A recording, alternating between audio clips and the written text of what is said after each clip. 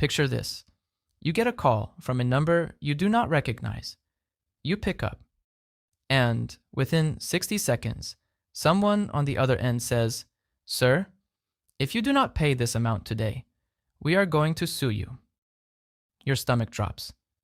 Your mind goes blank. And in that moment of panic, you either say something you should not, or you agree to something that was never even real to begin with. This happens to millions of Americans every single year. And the reason it works so well is because most people have no idea what "we will sue you" actually means, what it takes, and most importantly, when it is a complete bluff designed to scare money out of your pocket. By the end of this video, you are going to know exactly what a lawsuit from a debt collector actually looks like, step by step, what your legal rights are in 2026, how to get out of this situation the right way, and what mistakes will make everything significantly worse. Let's get into it. First, you need to understand what suing actually means in the United States when it comes to debt. When a debt collector says they are going to sue you, they are talking about filing a case in civil court. Civil court has nothing to do with criminal law. There is no arrest. There is no jail. There is no criminal record. A civil lawsuit over debt is purely a financial matter between two parties, and a judge decides whether you owe the money and how it gets paid. That is it. So the very first thing you need to permanently remove from your mind is the fear of being arrested over a debt. It cannot happen. And any collector who tells you otherwise is violating federal law, specifically Section 807 of the Fair Debt Collection Practices Act, which prohibits collectors from making false or misleading representations. That one statement, "We will have you arrested," is a federal violation worth up to $1,000 in damages that you can legally claim against them. Now let's talk about when a collector will actually sue and when they are just bluffing. Because understanding this difference will completely change how you handle these calls. Debt collectors buy your debt for pennies on the dollar. If you owe $5,000, they may have purchased that debt for as little as $150. Filing a lawsuit costs money. It costs court filing fees. It costs attorney time. It costs administrative resources. So collectors do a very simple calculation before they ever file anything.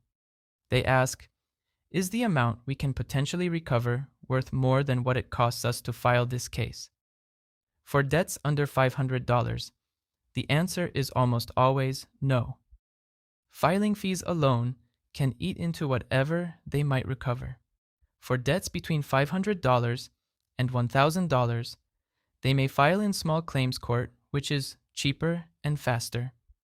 For debts above $2,500, the likelihood of an actual lawsuit increases significantly. And for debts above $5,000, you should treat any lawsuit threat as potentially real and act accordingly. So the amount of your debt is your first clue about whether their threat is real or a pressure tactic. The second clue is timing. If a collector calls you and says, "We are filing a lawsuit today," and then calls you again tomorrow with the same threat, and the day after, that is almost certainly a bluff. Real legal action does not come announced repeatedly over the phone. Real legal action comes in the form of official court documents delivered to your address. Now, here is what an actual lawsuit looks like, step by step, so you know exactly what to watch for. Step 1 is when the collector files what is called a complaint in civil court. This document outlines who you are, what the debt is, who the original creditor was, and how much they are claiming you owe.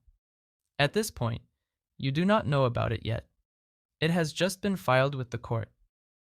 Step 2 is when you receive a summons, This is the official court document that notifies you that a case has been filed against you. It will come either through a process server, meaning a person physically delivers it to your door, or through certified mail, depending on your state. This document will tell you the name of the court, the case number, the amount being claimed, and most critically, how many days you have to respond. In most states, that window is between 20 and 30 days. This moment, when you receive that summons, is the most important moment in this entire process, because what you do next determines everything. Step 3 is your response. You have two choices when you receive a summons. You respond or you ignore it. And ignoring it is the single worst decision you can make. Here is why. If you do not respond within the deadline, the judge automatically rules in the collector's favor. This is called a default judgment. You did not even get to say a word. And once a default judgment exists, the collector now has legal tools to collect that money directly from you without your cooperation. Those tools include wage garnishment, where up to 25% of your disposable income is taken directly from your paycheck before it ever reaches you. They include bank levy, where the collector can freeze your bank account and take funds directly from it. And they include property liens, where a legal claim is attached to any real estate you own, meaning when you sell that property, the debt gets paid first before you see any money. This is why the summons must never be ignored, even if you cannot afford a lawyer, even if you think you definitely owe the money. You must respond. Now let's talk about the legal way to get out of this situation, because there are real options available to you in 2026, and most people never use them because they simply do not know they exist. The first and most powerful tool you have is called debt validation. Under the Fair Debt Collection Practices Act, you have the right to demand that the collector prove the debt is legitimate before you pay a single dollar. Send them a written debt validation letter via certified mail with return receipt, demanding that they provide the name of the original creditor, the complete account history, the exact amount including how interest and fees were calculated, and proof that they have the legal right to collect this debt in your state. Many collection agencies purchase debt with incomplete records. When you demand validation, they sometimes cannot provide it, and if they cannot validate the debt, they cannot legally continue collection activity against you. The second tool is the statute of limitations. Every state in the U.S. has a time limit on how long a collector can sue you in court for a debt. In California, that limit is 4 years. In New York, it is 3 years. In Texas and Florida, it is 4 to 5 years. If your debt is older than your state's limit, the collector has lost their legal ability to win in court. They can still call you. They can still send letters, but they cannot get a judgment against you. If you are served with a lawsuit on a debt that is past the statute of limitations, you respond to that summons and raise the expired statute as your defense. That alone can get the case dismissed. The third tool is negotiation, and this is something most people overlook entirely. Collection agencies bought your debt for a fraction of what you owe. That means there is significant room to negotiate a settlement. If you owe $5,000 and they paid $150 for it, an offer of $1,500 to $2,000 may be very attractive to them. But, and this is critical, any settlement agreement must be in writing before you pay a single dollar. Get the full settlement terms on paper, signed by their authorized representative, confirming that the agreed amount is payment in full, and that they will update your credit report accordingly. Never pay based on a verbal agreement over the phone. Now let's talk about what to avoid, because there are specific mistakes that will make your situation significantly worse. Never ignore court documents. We already covered this, but it is worth repeating. A default judgment will follow you for years and give collectors tools to take money directly from your income and accounts. Never make a partial payment on a very old debt without checking the statute of limitations first. In most states, a partial payment resets the clock entirely. A debt that was about to legally expire can become fresh again the moment any payment is made. Never provide your bank account information over the phone to a collector. Once they have your banking details, you have given them a direct line to your money. All payments should be made through traceable methods like certified check or money order with detailed documentation. Never admit the debt is yours during a phone call.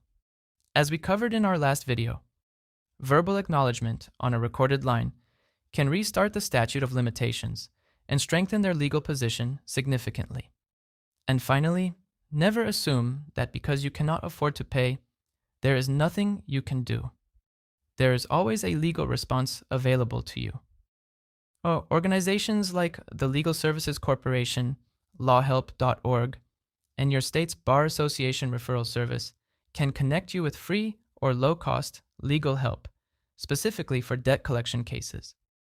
Here is how to handle every collector call from this point forward.